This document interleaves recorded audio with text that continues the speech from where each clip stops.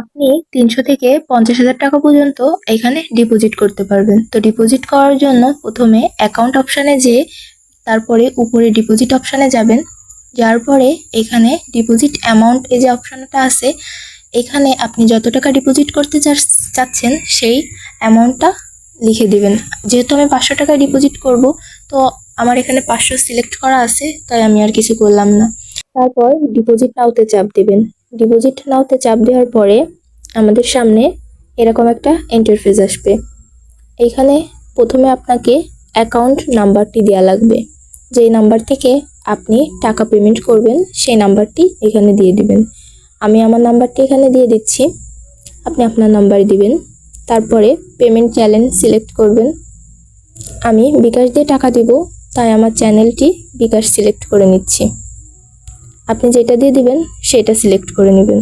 তারপরে এখান থেকে পেমেন্টে যান, এইখানে যাবেন, এখানে চাপ দিবেন।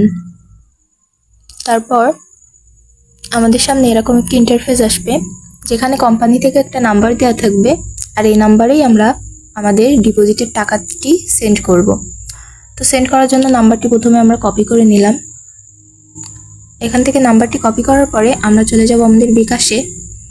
তো বিকাশ থেকে আমি আমার টাকাটি সেন্ড করে দিয়েছি। তারপর আমি আমার এই ট্রানজ্যাকশন আইডিটি এখান থেকে কপি করে নিব।